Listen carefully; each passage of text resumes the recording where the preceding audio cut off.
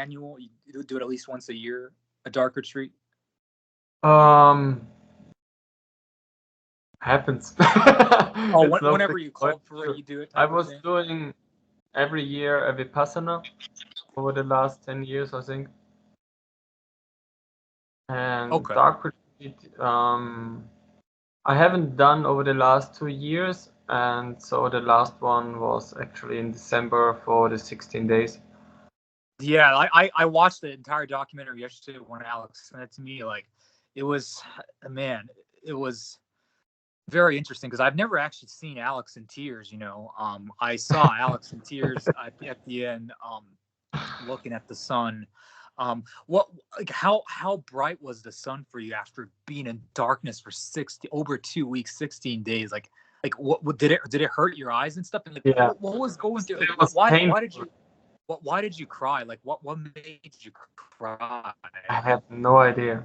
I have no idea actually, because this Really? was my seventh dark retreat and I never cried afterwards when I came out. And so ordinary insight, sometimes you have some processes, but I was like, I am crying. And I was crying 20 minutes, keep going. It was something I was so touched deeply. There was no picture, no fixed emotion, but just wow. I was crying, crying, crying, and so yeah, Sarah told me just open the eyes now because the sun is going away and look, and so I just put the blindfold away and put already sunglasses there, and was still like very bright, and then slowly I opened, and yeah, and then I couldn't stop crying for 20 minutes. It was like I was quite drained afterwards, I have to say. You're not the kind of person that cries a lot in general. Or am I correct on that? Or I'm not so emotional, let's say it like that, but for me, like when things are coming, it's very important to let things out. So I've done family constellation work, where I healed some stuff with my father and I started crying. So I have no problem with crying, to say it like that. I'm always happy if something is coming up so it can be released. But ordinary, it's not happening quite often. I can feel touched when I hear a powerful singer or when I connect to the emotion because I'm so empathic and psychic, so I can pick up immediately when I watch something, but I'm not like a crybaby or something. I was gotcha. emotional, but this was really like I was very surprised. I was like, what the fuck?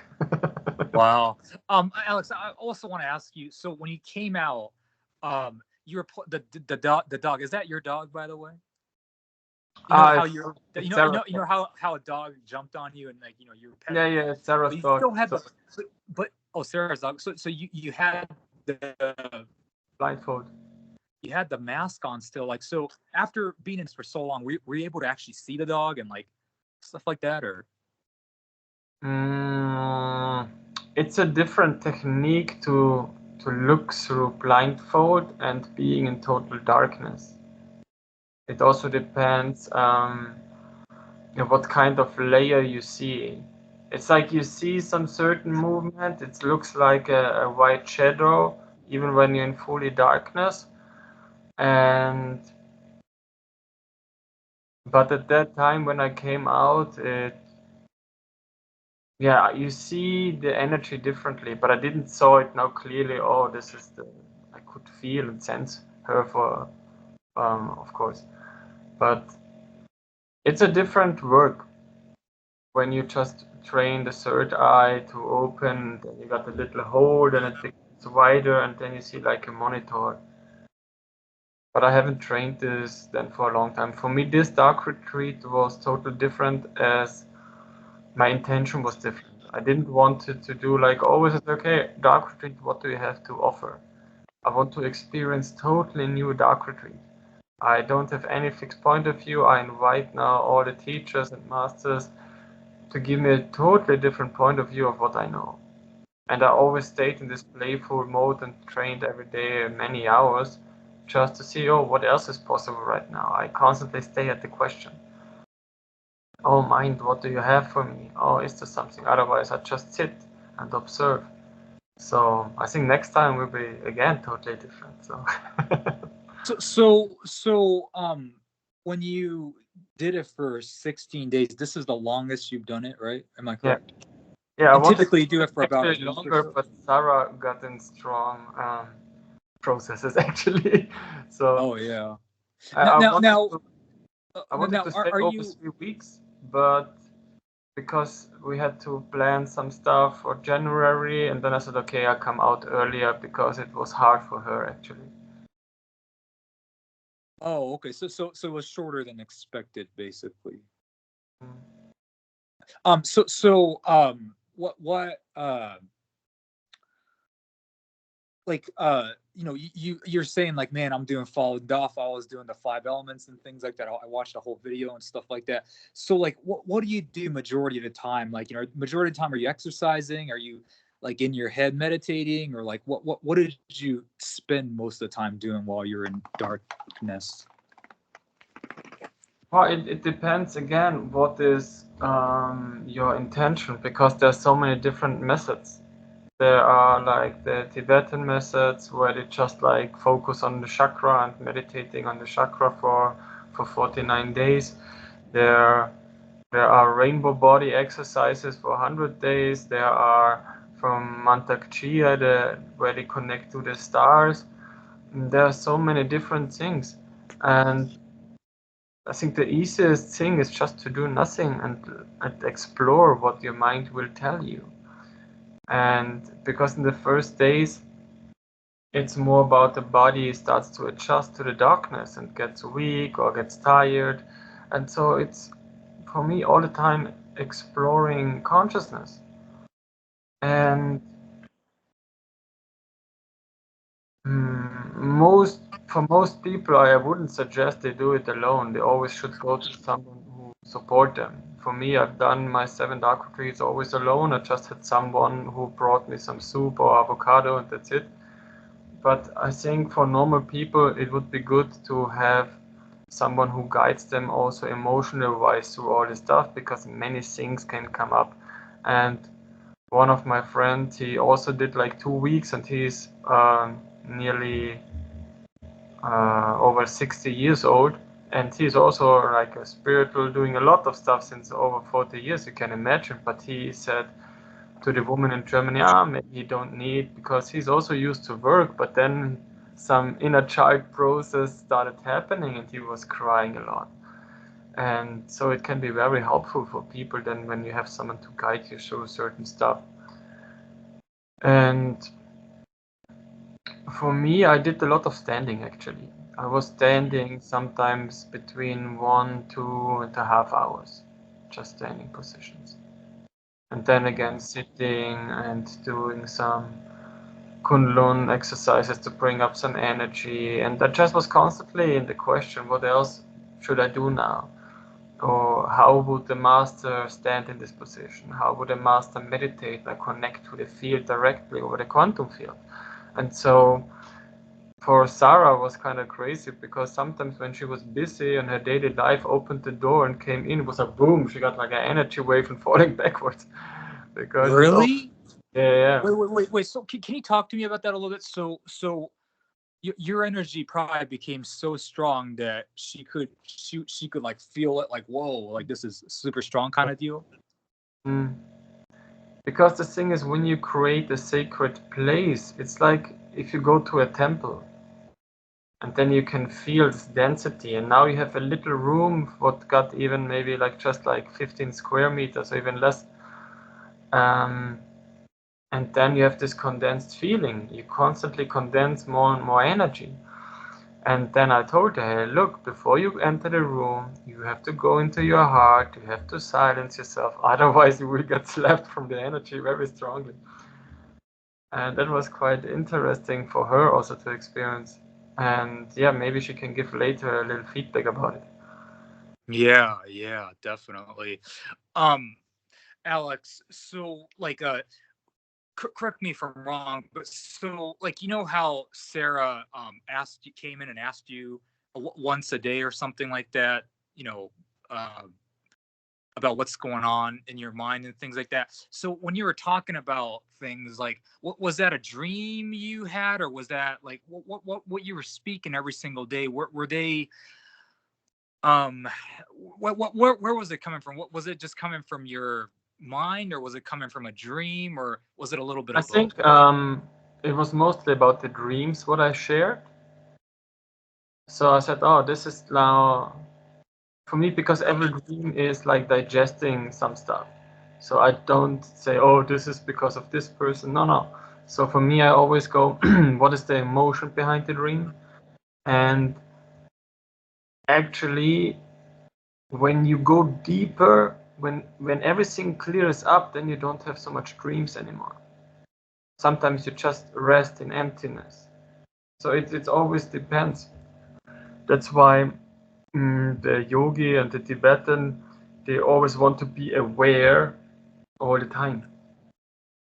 Even when they're sleeping, they want to be aware, because they say, oh, I don't want to waste so much time. So that's why you have deeper meditation.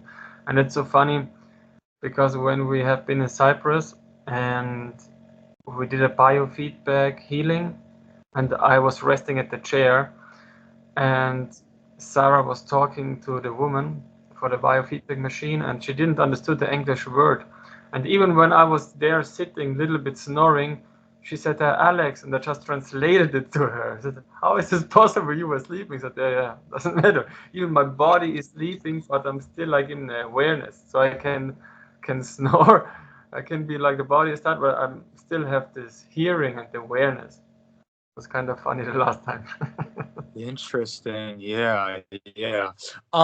What can you just share one more thing about dark entry? Like, what was like the most like intense? Because you told me once, this is like a long time ago when we just had a private conversation. You mentioned that when you do dark entry, you can even see your soul body. And like the 16-day retreat you did, were you able to see your soul body, or like, or is there any like visions that you saw that you can share, like because doesn't your visions like really intensify and stuff? That what mostly happens is after 2 3 days, Uh-huh. you, you see a light, and for me it's like getting like a lamp directly into your front head. And for me it was when I did my, I don't know, maybe second, third dark retreat. It was so strong that I couldn't sleep anymore, because it's like having constantly a big light in your face. Wow. It's like looking directly into the sun the whole time, and it was like, fuck. Really? Yeah. Wow. And I was like, damn, I want to sleep, I want to rest, but the light is here. And for me, I'm a person, I only rest well when it's totally dark. Even in the room, I love to be in total darkness, otherwise I don't sleep well. And now you have a light constantly in your face, yeah. Wow. So that's so crazy. So even though you're actually in darkness, after 2 3 days, it's like you have nothing but light. You see nothing but light. That's Mhm. so interesting. No, Alex, like, was this like this, like, since just like did the same phenomena occur the first time you did it, the first time you did the It dark retreat? always secures, but it's different in the intensity. Like, so like the more, so obviously you've done 7 dark retreats and things like that. Like, have you sort of got used to the dark retreat, you think, in a way? Have you got adjusted to it? Like, are you at this point kind of like, yeah, like I'm totally comfortable, or I'm getting a little more comfortable? Like, are you like what would you say? Um, huh. It's for me, it's love to go into darkness. It's really like, oh, darkness. It's like, for me, it's like really being in love. But at the same time, of course, it's quite challenging. And because the emotions, what are coming up, are so strong. So on one day you feel I'm super powerful and you don't need to sleep. And many times I didn't have the urge to sleep at all. And then you just train, keep on training, and you don't sleep. But of course, you always create an effect with this stuff. So then maybe you're too tired, 2 days very weak. And then again, feel like, oh, I don't know what to do. And then you have to stay with the weakness. So it brings up all kind of stuff. And that's why it's important to set the goal first, to say, oh, I will stay 3 weeks. It doesn't matter what. Because it can happen that you have such a strong process just after 1 week that you say, oh, I go out now. And that's why your intention should be strong, that you build up already this intention and reality. Oh, I will do this, it doesn't matter what. So I still feel I will do it, maybe even end of the year for a much longer amount, maybe in Nepal. I got in contact with Pater Tiso Francis, who researched all about the rainbow body, and got in contact with him. And yeah, maybe I stay for some months. Let's see what will happen. We'll see what life will tell me what I have to do. Yeah, yeah. Alex, so you mentioned the rainbow body. Mm-hmm. Like, so for a lot of Tibetan people, is training in the dark, if you will, maybe you don't call it training, but just immersing yourself in the dark, if you will, is that part of the rainbow body activation process? I'm not too familiar with it, so. I don't think that it's just about the darkness, because it's the whole Böhl culture. It's all about different rites, about singing, about mantra, about a lot of different things. This is just, I think, one part that you are totally alone in your own field, just being focused of doing one thing. And this can help a lot, especially when you do cave retreats and things like this. Gotcha. Okay. Okay. Well, thank you so much for telling me about the dark retreat. That was so wonderful. I'll cut